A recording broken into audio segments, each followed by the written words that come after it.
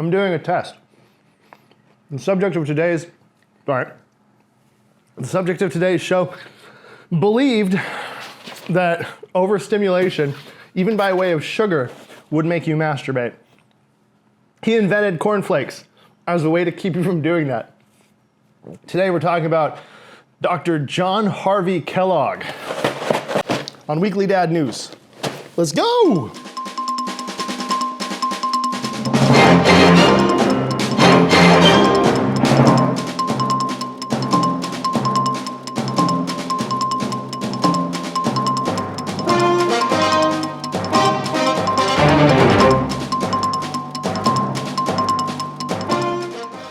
This is a weird one.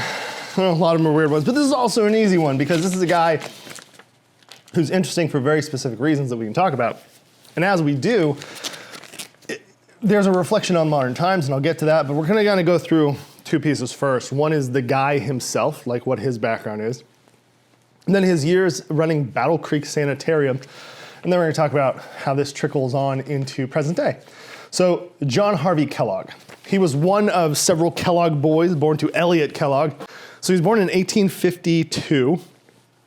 He lives for quite a while.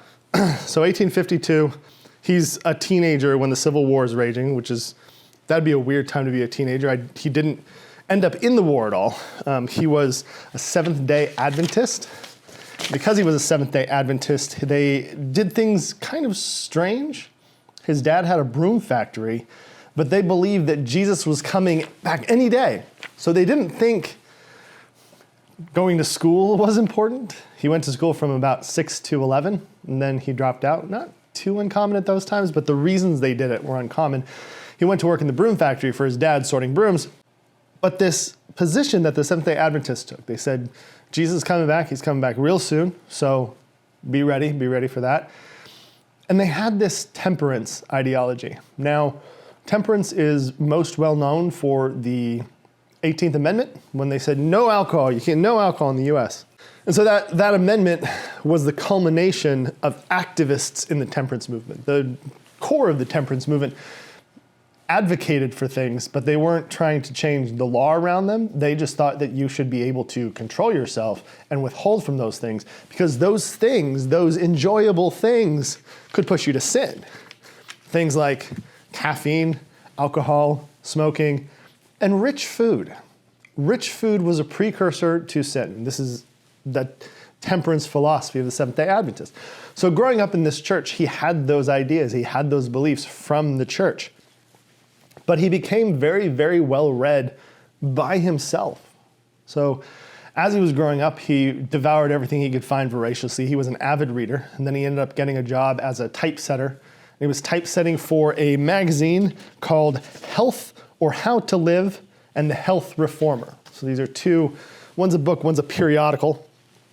And they had articles in there about health. So he's reading them as he's setting the type to print them and send them out. He's almost one of the first people that reads it after it's written, which is a neat place to be as a kid who's interested in this stuff. So he gets really interested in health. Now, in Battle Creek, Michigan, the Seventh-day Adventists had this hospital that they'd set up. It was to take care of people. And think about the period of time, right? So we're 1840s, we're pre-Civil Wars when it's set up. And it's set up the way that hospitals were back then, where the idea was comfort.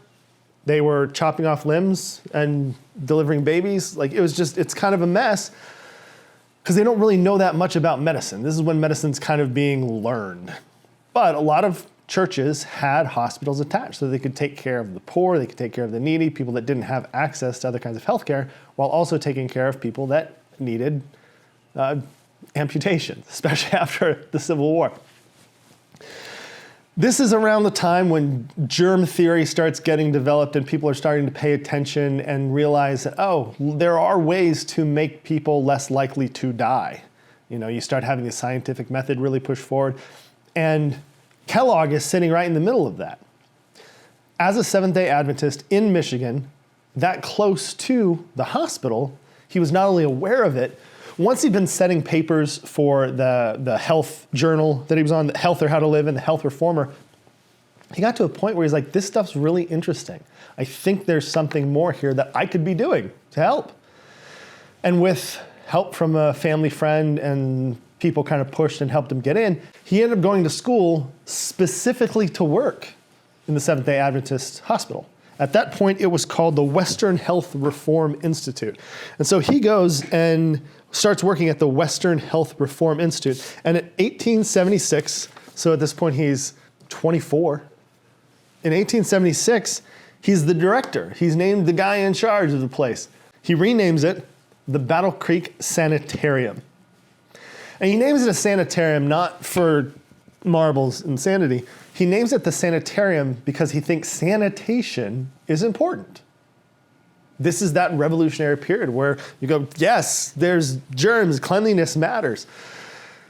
And that's a slight switch from Sanatorium, which is where they were putting people after the Civil War to recover. People that came back, the soldiers that had what we'd call PTSD now, but were pretty shell-shocked, missing limbs, kind of needed a place to be. Sanatoriums are where they went. So this was a sanitarium for sanitation.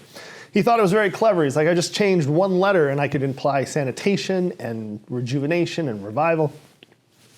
It's neat. It works. It's good name.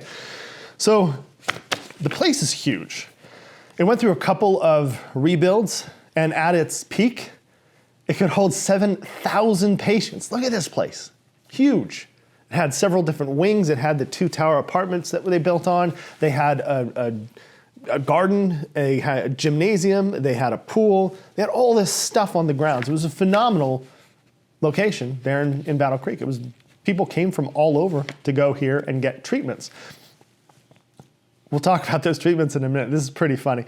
Okay, so Kellogg, as a dude, when he was looking around at how the Seventh-day Adventists looked at things, while at the same time looking at how medicine viewed things, there's this split. And that split is the inspiration and belief that if you're meant to be healed, you can be healed. If you're not meant to be healed, you won't be. And medicine going, well, if you do these things, you can heal. So he didn't like the idea of original sin, and he didn't like the idea of inherent human depravity. He didn't think those were innate characteristics. Seventh-day Adventist church is. So there's this fight between medicine and the church over Kellogg, because he's running one of the foremost health facilities at the time, the Battle Creek. So here's where it gets interesting. There's this increasing secularization of science and medicine being pulled away from the church. Like prior to this, they were kind of integrated. There wasn't anything big enough to push it away. Darwin, you get that kind of a push. You also get like Newton had a push, but research and medicine are part of churches' things. They have people who are cloistered and they sit around and just read old books and try and figure stuff out. So this switch in research and medicine away from being an arm of the church and being almost an independent piece, a science, a thing that can be researched, pulls on Kellogg. So much so that he eventually kind of steps back from the Seventh-day Adventist church. But it's really interesting to hear him talk about these things, because even as he's stepping away from the church, he's still very much a godly man, as well as a worldly one.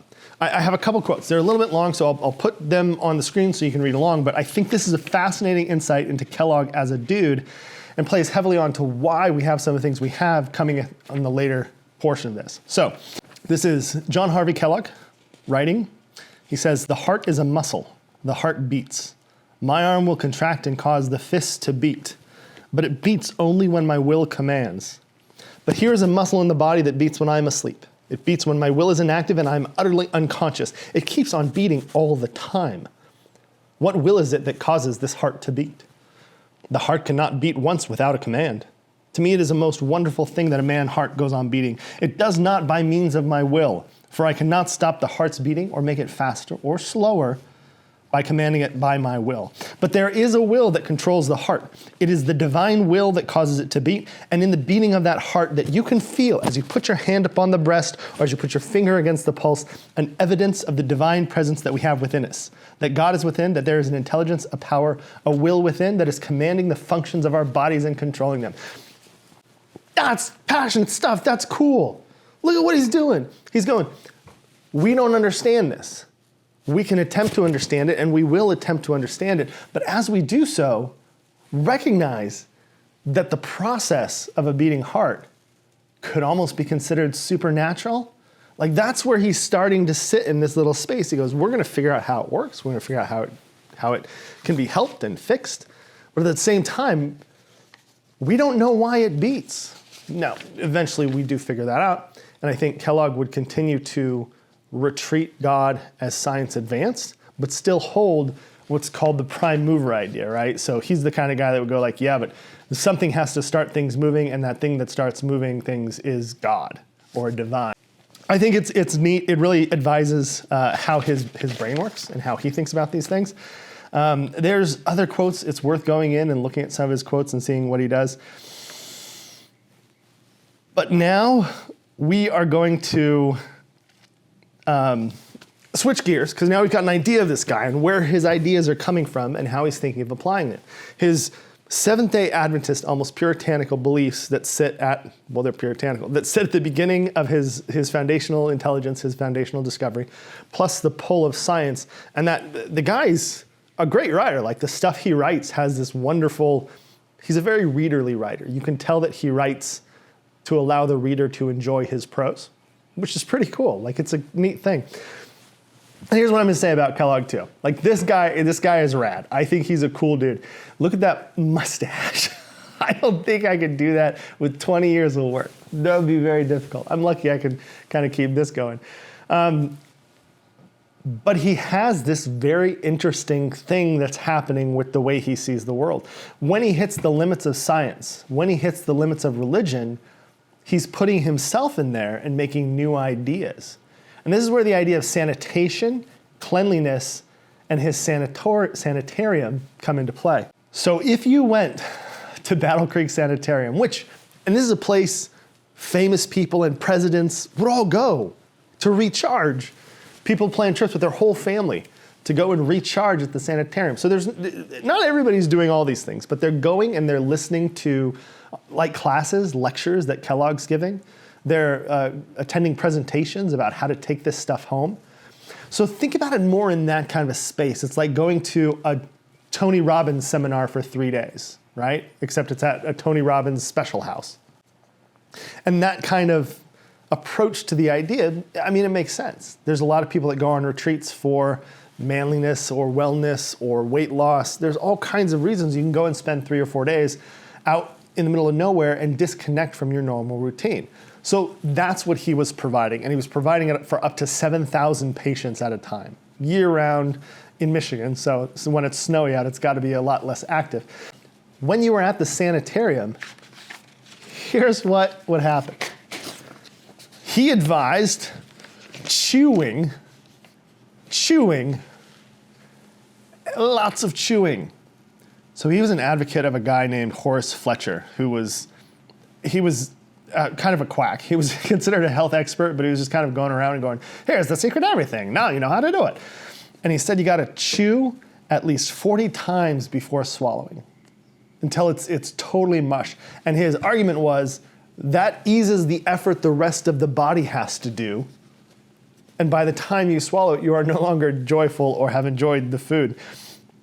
He had a chewing song, according to medical historian Howard Markle. The sample chorus was chew, chew, chew. That is the thing to do. And if there's a movie called Road to Wellville, and it's got Anthony Hopkins playing our boy Kellogg and Matthew Broderick as a guy that's coming to visit. And it's a comedy and it goes off the rails, but they have stuff like this in there, the weird chewing song. So chewing. Whenever there's an advance in science and we figure something out, a lot of people go, oh, this is it. This will solve everything. And there's 2 things that are big around this time. One of them is electric lights. And this is an interesting one because Kellogg said that there were therapeutic effects of artificial light. And so he'd put people in a room that was lit up by artificial lights and you'd have a light bath. He didn't understand what or why or how that might help. He just knew that having people that have light feel better than people that don't have light. We talk about it now with seasonal depressive disorder. There used to be a period of time in the northern Russia where they'd expose kids to UV light to generate the creation of vitamin D. And as they create more vitamin D, that's key to a lot of our processes that make us feel happy. We need vitamin D in our diet or in our body or in our blood, and it's generated by being hit by ultraviolet light. So this is where this is going to start going. There's this idea over here that, okay, I can see where you're going with that, but we didn't know enough about the mechanism, so he's just like, light baths for everybody. You get one, you get one, you get one, you get one. It's the Kellogg is Oprah. Yeah, everybody gets a light bath. But these do have practical effects. They have those full spectrum lights you can buy now that are supposed to help in the wintertime.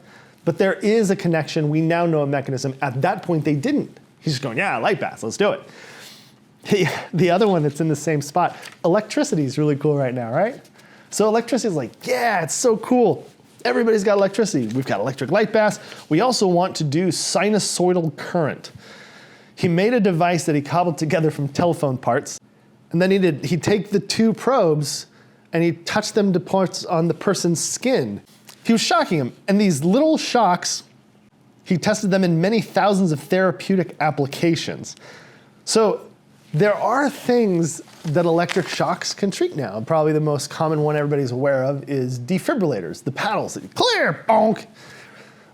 But Kellogg went electricity. This is what our body runs on, this is how it works. He believed that it could treat lead poisoning, tuberculosis, obesity, and when applied directly to the patient's eyeballs, it could help with their vision. The obesity one's interesting because, again, we've come full circle. They have these things now where you just strap them on and it stimulates the muscle and you just lay there twitching while you're getting your exercise. So, and see, there's this thought current through Kellogg that I really dig, is he's so close to getting there, but what he doesn't do is double-blind tests. He doesn't do stuff that could prove what it does and doesn't work for. He's just, yeah, it's a salve, it'll cure all, let's do it. And in the same way, so we got light baths, we got sinusoidal current. He used to give people continuous tub baths. He thought water was a divinely curative thing, and he offered 46 different kinds of baths at Battle Creek Sanitarium. Some of them were normal, foot baths, sponge baths, tub baths. There was also options for a continuous bath. It could last for many hours, days, weeks, or months as the case may require. Apparently the patient was allowed to get out occasionally to go to the bathroom. He believed that soaking in water for this long would cure skin diseases, a host of mental maladies including delirium, hysteria, and mania, and he thought it would cure chronic diarrhea. So if you come in and I got the foxtrots real bad, okay, we're gonna put you in a bath. It doesn't feel like where I'd wanna be. It doesn't feel like what I'd want to do is to be in a bath while I have diarrhea. Obviously, they cleaned them. It was fine. But I just think that's such a strange take for Kellogg to go, baths will cure diarrhea. And I wonder about what his thought process was around mechanisms. Like, what mechanism of being soaked would alleviate diarrhea as well as delirium and madness? I find this guy fascinating. Okay. We're staying on the water topic. Our boy, Dr. Kellogg. Okay, so a normal enema, which is when they fill your colon with water to help relieve constipation or other bowel problems, maybe clean you out for a colonoscopy.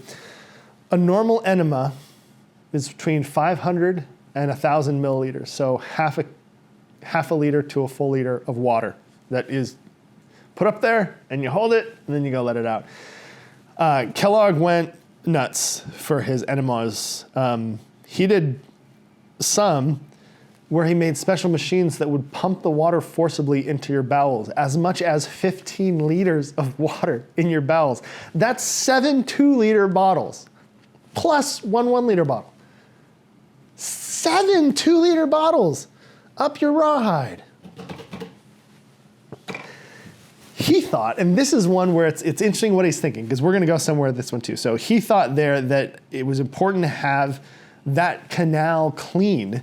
And he thought that because he goes, there's stuff in there. There's good bacteria and bad bacteria. And if we flush it out, then we can restart it with good bacteria. And so he did something weird here. He give you yogurt after your enema, and you'd eat half of it, and they'd stick the other half up your butt. And his idea was that it would foster good bacteria in your colon. Now that sounds ridiculous. It sounds so odd and bizarre, but he was kind of right in a very specific and unique use case. So he was using this and going, yeah, this is how you get baseline health, is clean out your whole system and then put some bacteria up your poop. He was doing that. C. diff is a kind of infection you can get in your gut. And C. diff is notoriously hard to treat because of where it is in your gut and how it keeps the good bacteria from thriving. It kills them off. So there is a process now, today, that they use to treat C. diff called a fecal transplant. And they take poop from a healthy person, do stuff to it so it's pretty clean, and then shove it up the butt of a sick person and let it go to work. Kellogg would be thrilled. 15 liters enemies in a fecal transplant, please, at the front desk for everybody. And that's the problem, though, is that he'd do this for everybody. He wouldn't look at it. He wouldn't kind of test things and go, well, what were the outcomes? He had it in his head that this is how it should work. And because of that, he just did it instead of what could have been a revolutionary kind of switch. He had a vibrating chair.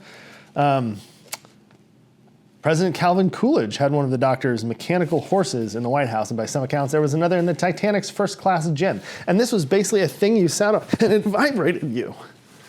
And the shaking was supposed to shake loose all your humors and balance you up, and it should help with your bowels as well. He had beating and slapping machines, which gave patients their choices of being pounded or flogged in order to stimulate circulation. The plain wooden chair hooked up to a motor was vibrating 60 times a second, just to shake your bowels loose while you're getting slapped by a robot. And now we come to the cereal. And this is so, I can see his line of thinking. I can see the train he took to get here.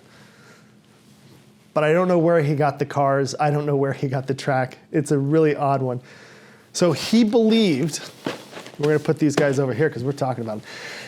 He believed that one of the biggest vices you could engage in was masturbation. He called it the solitary vice. This is a guy who thinks you should abstain from sex even with your wife. He thought that it was only for procreation, and the rest of the time it was as sinful could be. And it was even worse if you were doing it by yourself and masturbating. So he said that one of the key things that made people masturbate is being stimulated. So a lot of his stuff was about tamping down the stimulation and finding a very even keel. No anger, no sadness, no love, no lust, no hunger, just even. And to that end, he invented a cereal. First, he made a thing called granola. It's not the granola we have now that's kind of the chunky stuff. It was soft. He was trying to make something that was, you didn't have to chew 40 times. You could chew 10 times. It'd be as mushy as if you had chewed it 40 times. So he and his brother and a couple of other people were working on this problem and trying to figure out how to do it in the test kitchens. And they came up with this lump of processed wheat and corn and stuff mixed together that had almost no flavor at all. And they left it overnight. And the next day they were gonna roll it through the machine and make flats of it and then see if they could make crackers. You know, Graham was around at this time and they knew his was very similar. It's a non-stimulating cracker, but when they let it dry out overnight, when they rolled it through the machine, it didn't come out in one big sheet, it came out in flakes. They invented cornflakes at the Battle Creek Sanitarium. This Kellogg is Harvey Kellogg, John Harvey Kellogg. That's him right there, namesake of Kellogg's cornflakes. He invented this, and he invented it as a cure for masturbation. This box. So bland that you wouldn't get stimulated and wouldn't act on it. So with that said, I have a question for the Kellogg company. If this is an anti-masturbation cereal, why is there a on it? And then I started realizing that if you take the idea of cereal causing masturbation to the grocery store with you, it's pretty funny. Like, I can see both of Crackle's hands. Snap's got one under the table. So does pop. Is that because this has more sugar in it than normal Rice Krispies? And it's leading two of the Snap, Crackle, Pop guys astray. What is Tony doing here? Both of his hands are missing. He must have had some of his own flakes and just had to. That's why he's smiling so much. I hope that's milk. And this wascally wabbit, him too. Look at him and Tony having a great time. These two guys are the poster child for Kellogg's truth. Right, so we get back to just this guy, just the cornflakes.